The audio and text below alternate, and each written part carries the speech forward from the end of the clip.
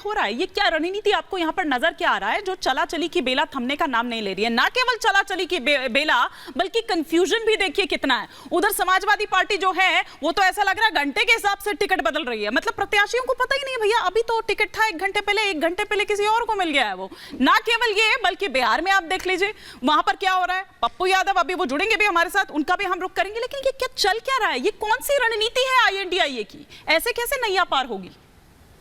देखिए हिमानी जी, आप तो प्रत्याशी बदलने की बात कर रहे हैं, उसका तो एक निश्चित समय होता है, उसके बाद कोई बदल नहीं पाता है।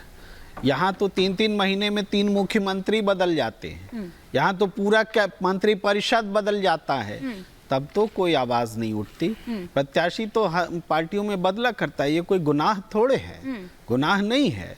लेकिन जो बातें अभी हो रही हैं, आज देखिए कांग्रेस पार्टी ने घोषणा पत्र जारी किया, तो battery of leadership of BJP एक के बाद एक बयान दे रहे हैं। पूरे मीडिया में बस कांग्रेस के घोषणा पत्र की आलोचना है। मैं सोचता हूं ये भी एक तरह का ये है, फैलाव है। कांग्रेस के घोषणा पत्र को बीजेपी ही फैला रही है।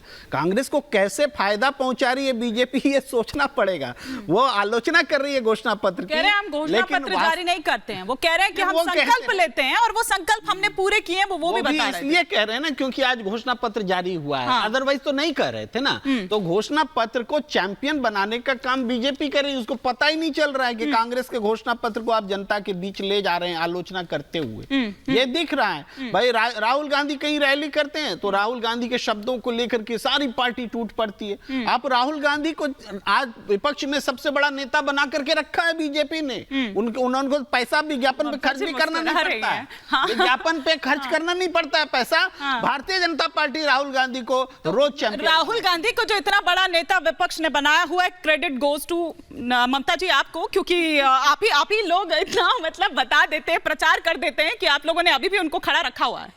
हिमानी जी बहुत बहुत धन्यवाद। ये ना जोक ऑफ द सेंचुरी हो गया है कि राहुल गांधी, मतलब मैं कुछ दिनों में ये लोग बोलेंगे कि राहुल गांधी भारत के नहीं विश्व के सबसे बड़े नेता हैं, बाकी सब घर बैठ जाएं। देखिए ऐसा है, राहुल गांधी जो भारत जोड़ो यात्रा की बात करते हैं ना, भारत जोड़ो न्याय यात्रा, भारत जोड़ो आंदोलन, वो असल में इनके यहाँ से भागम भाग यात्रा चल रही है। जिसको देखो वही उठ करके चला जाता है, फोन करते भाई तू चल मैं आया, ये वाली हालत है। अब ये समझना बहुत जरूरी है कि वो राहुल गांधी जो पूरे देश के अंदर मोहब्बत की दुकान खोलने के लिए न्याय की यात्रा चला रहे हैं, उनसे अपनी जो बची खुची कांग्रेस पार्टी है वही नहीं बच पा रही है। मैं कहती हूँ राहुल जी, देश को आप छोड़िए, मोदी जी के नेतृत्व में सुरक्षित है, जुड़ा हुआ है। आप अपनी कांग्रेस को जोड़ लीजिए, क्योंकि देखिए राष्ट्रीय पार्टी से क्षेत्रीय तो छोड़ दीजिए, 10 जनपद की पार्टी वाली इसकी हालत हो गई है। अच्छा, लगातार लोग बोल रहे हैं कि क्यों भाग रहे हैं, क्यों भाग रहे हैं। मेरा इसमें ना एक बड़ा मजेदार एनालिसिस है क्या कि एक जमाना हुआ करता था जब AICC के बाहर लोग अपने बायोडाटा लेकर के खड़े रहते थे कि हमें टिकट दे दीजिए, टिकट दे दीजिए। आज ये हालत है कि सोनिया जी से लेके मल्लिकार्जुन खड़गे जी, राहुल, प्रियंका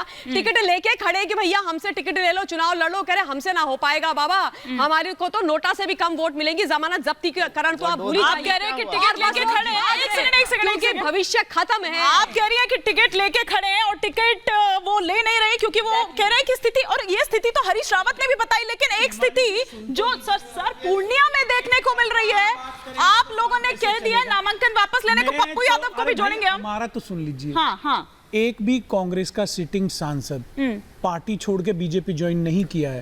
भारतीय जनता पार्टी के 3 से अधिक सिटिंग सांसद उस पर भी पार्टी छोड़ के कांग्रेस ज्वाइन कर चुके हैं। उस पर कोई चिंतन नहीं, कोई चर्चा नहीं, कोई मनन नहीं। देखिए चाहे महाराष्ट्र हो, वहां पर तो आप देख ही रहे हैं कि किस तरीके से डब्बा गोल हो रखा है। चाहे आप सुनिए ना,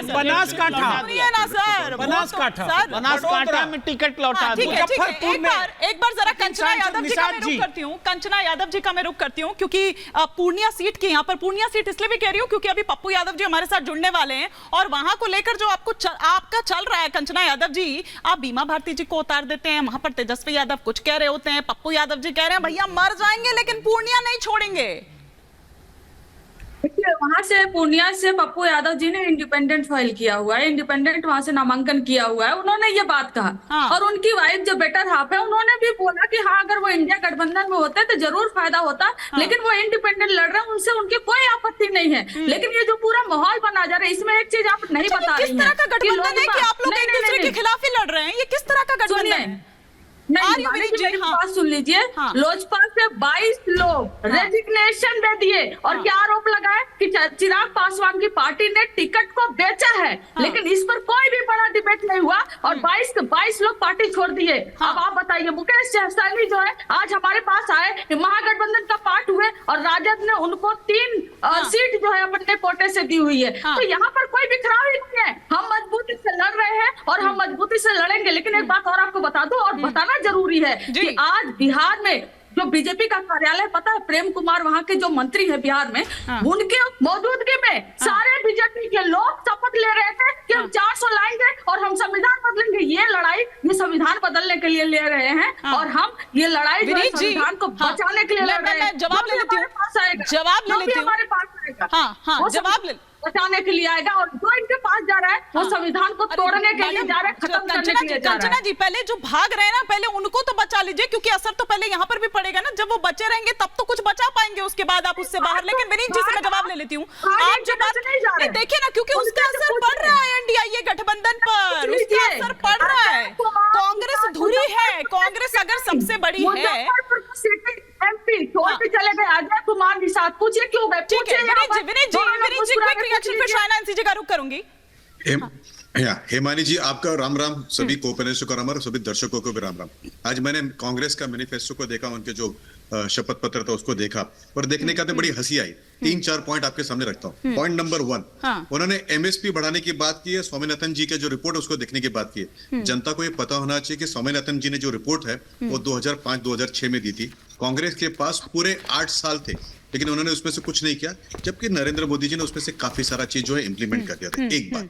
नंबर 2 बात, अगर आपने राहुल गांधी जी की खुद की अगर आपने एफिडेविट देखी तो उसको उन्होंने शेयर्स में काफी सारे पैसे कमाए, स्मॉल कैप में भी कमाए, मिड कैप में भी कमाए।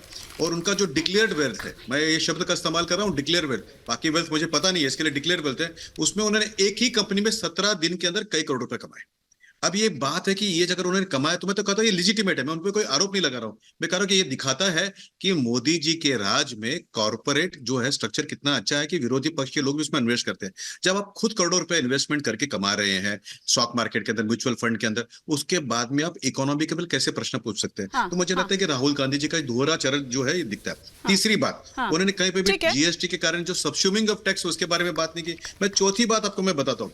आप उत्तर प्रदेश में जब कांग्रेस का राज हुआ करता था और बाकी समाजवादी पार्टी का राज हुआ करता था, उस समय पे जो स्थिति थी कि एक कंपनी नहीं आती थी, कोई आदमी रहने को तैयार नहीं था। आज वहां पे गूगल आ रहा है, माइक्रोसॉफ्ट आ रहा है, फिल्म सिटी आ रहा है, डेटा सेंटर आ रहा है, नौकरी आ रही है, रोड आ रहा है। यानी आपको ये पता चलता है कि जिस तरीके से कांग्रेस के कारण एक तो जो है कॉर्पोरेट भाग रहा था और नरेंद्र मोदी जी और योगी जी के कारण जो कॉर्पोरेट जो है वापस आ रहा है, इसके बारे में उनको चर्चा करनी पड़ेगी। और आखिरी बात नहीं, लेकिन आपने कंचना जी की बात का जवाब नहीं दिया।